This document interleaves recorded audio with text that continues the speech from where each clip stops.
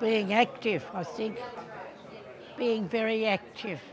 I've played a lot of sport in my day. Walking. I go for a walk every day.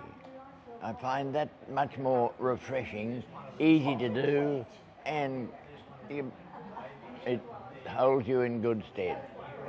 I don't know. I come from Belgium. That's what it is. Just a bit of luck, I think. I used to do a lot of athletics of one form, mainly swimming. I was swimming up to 100. Are you a senior wondering if strength training or endurance training is the key to a vibrant, lengthy life? Is it possible that the answer lies in a harmonious blend of both? In this video, we are going to reveal the optimal fitness approach for seniors, answering the age-old question of strength versus endurance. If you're watching this video, comment interesting below. Any physical activity is superior to inactivity. You might enjoy jogging, practicing martial arts, playing pickleball, trying Pilates, or engaging in chair exercises or calisthenics. A 2012 study from Harvard demonstrated that a mere 15 minutes of daily movement can diminish all-cause mortality risk by 22% and extend life expectancy by up to 3 years. However, certain forms of exercise are more advantageous than others, particularly for seniors. To identify the most effective training method for seniors, we must comprehend the objectives of the training. For the majority of seniors we assist, the desired outcomes are enhancements in 5 fundamental areas: strength, stamina, mobility, equilibrium, and body composition. Let's discuss each of these 5 critical areas and ascertain whether strength or cardiovascular training provides the most benefit. Let's discuss about strength. Muscle plays a crucial role in safeguarding us as we age. A pivotal study examined 1,400 individuals with an average age of 70. Subjects were divided into quartiles based on their lean muscle mass. After 12 years, it was found that those in the lowest quartile had a 50% mortality risk, while those in the highest quartile had only a 20% risk. More muscle literally slashed the chances of death by over half. Comment muscle power if you agree muscles are important. Furthermore, the influential grip strength study revealed that for every 11-pound increase in grip strength, you're 16% less likely to succumb to all causes. Thus, strength is paramount for enhancing longevity. However, the different types of muscle within the body and their significance for longevity are often overlooked. We possess 2 primary muscle types, type 1 and type 2. Type 1 muscle fibers are responsible for endurance-based activities such as walking, standing, hiking, cycling, and postural support. Type 2 muscle fibers facilitate rapid movements, such as rising from the ground, standing from a chair, lifting objects overhead, sprinting, and running. While both muscle types are vital as we age, research indicates that we lose type 2 muscle fibers at 2 to 3 times the rate of type 1. An average 80-year-old will have 40% less muscle than a 30-year-old, with the majority of this decline stemming from type 2 muscle fiber volume loss. His is alarming because type 2 muscles are essential for maintaining independence and mobility. So, how do we reverse the loss of type 2 muscle fiber? The answer lies in strength training. Research consistently demonstrates that strength training is the most effective, and indeed the only, method to combat the loss of type 2 muscle fiber. Many health advocates recommend walking or other forms of cardiovascular training for healthy aging and muscle maintenance. However, they fail to recognize that this type of training is inadequate for preserving type 2 muscle fiber. We need a training regimen specifically targeting type 2 muscles, and that regimen is strength training. Comment strength first if you believe in strength training. Thankfully, research shows that most muscle loss is not due to a reduction in muscle fibers, but a decrease in muscle fiber size. This means the fibers are still present, even if we've become significantly weaker, and we can still improve their strength. A study involving subjects with an average age of 84 demonstrated that a 12-week lower body strength training program resulted in a 40% increase in muscle mass and a 50% increase in muscle strength. Another study involving nonagenarians revealed that even those in their 90s could increase strength with consistent strength training. Thus, regardless of your age or history, you can enhance your strength at any stage of life. Now, let's discuss endurance. Endurance is also critically linked to lifespan. The most reliable measure of endurance is VO2 max, which assesses how efficiently our body utilizes oxygen during exercise. It's a key indicator of the health of our lungs, heart, circulatory system, and muscles. A study published in JAMA in 2018, the Cooper Longitudinal Study, followed 120,000 individuals and found that VO2 max was critically linked to longevity. Higher levels of cardiorespiratory fitness, or higher VO2 max, were associated with lower mortality rates. Those in the highest VO2 max quartile were 80% less likely to die than those in the lowest quartile. Even modest increases in VO2 max led to significant gains in life expectancy. This study provides compelling evidence that even slight enhancements in aerobic fitness or endurance can significantly improve our chances of living longer and healthier lives. Comment endurance boost if you're ready to improve your endurance. When we engage in endurance training, 4 key adaptations occur in the body: a larger, stronger heart, increased blood volume in our circulatory system, facilitating greater oxygen delivery to tissues, reduced stress hormone release in response to stressors or exercise, enhancing resilience, and the budding of vessels, resulting in more vessels in our muscles, allowing for improved tissue perfusion with oxygen. I believe you're enjoying this video. Before we continue, make sure you subscribe, like and share this video. Comment "wonderful" if you're enjoying this video. By now, it should be evident that both strength and endurance are essential for healthy aging. So, why not simply engage in an abundance of both types of training? The answer is interference. We're not discussing the interference seen in football.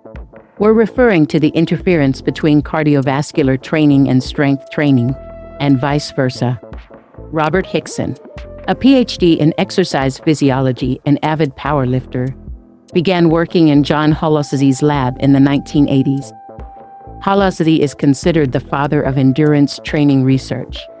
To spend time with Holoszy, Hickson, the powerlifter, would join him on runs. He noticed that as he ran with his professor, he was losing muscle but gaining endurance.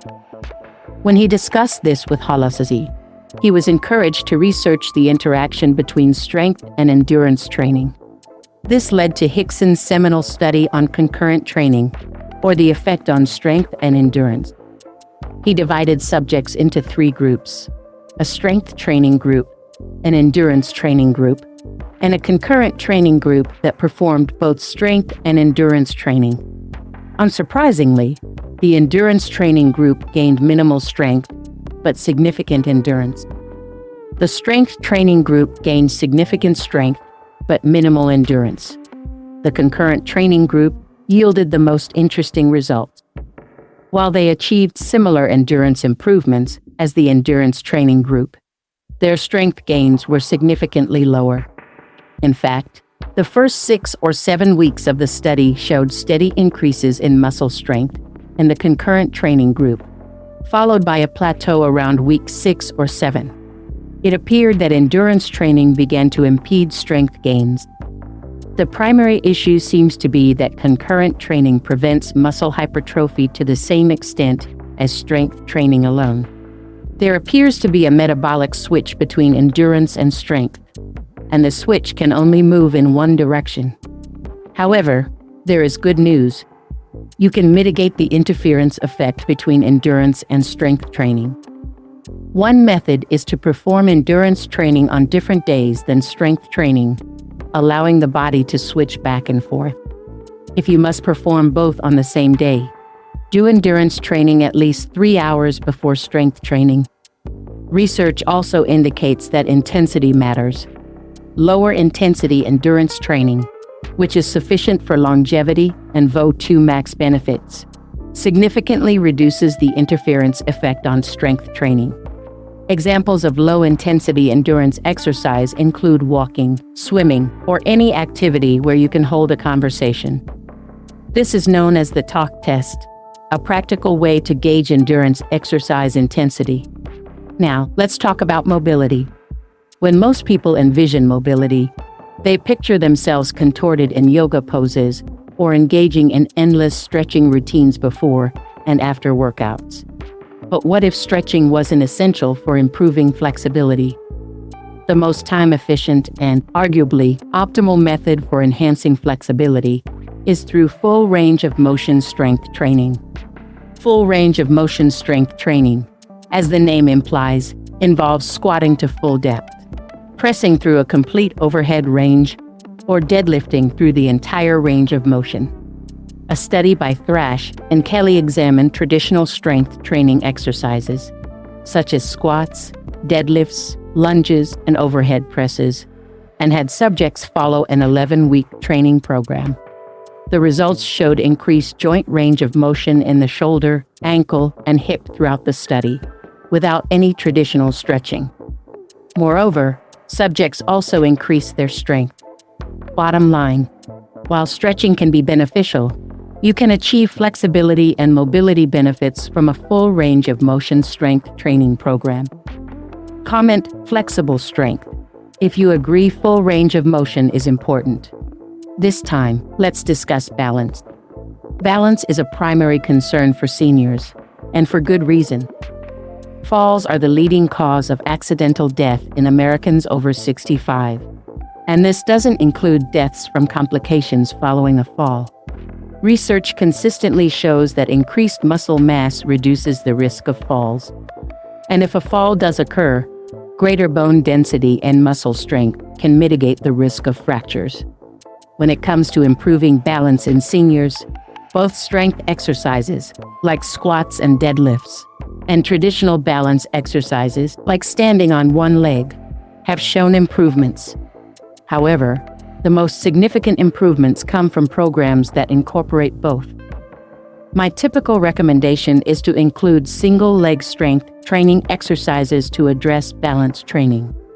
We'll explore some of these in the training section later in the video. Comment balanced life if you value good balance. Lastly, let's discuss body composition, which is the balance of fat and muscle in our bodies. For decades, health experts have advised us to eat less and move more. A prime example is the show The Biggest Loser, where contestants engaged in hours of daily cardiovascular exercise and ate very little. While this resulted in significant weight loss, nearly every contestant regained the weight, and then some. Sadly, their metabolisms decreased more than expected for the amount of weight lost, almost as if their bodies were trying to regain their previous weight. This isn't an isolated case. The Women's Health Dietary Initiative trial, one of the largest studies on diet and exercise, followed thousands of women and divided them into a control group and an exercise and eat less group. The latter group was instructed to exercise and follow a reduced calorie, high carbohydrate, low-fat diet, the typical recommendations for Americans today. Initially, the exercise and eat less group lost weight. However, over time, even with continued reduced calorie intake and increased exercise, the groups normalized. By 9 years into the study, there was no statistical difference between the two groups. We need a strategy that burns body fat while maintaining a high metabolism, and that strategy is strength training.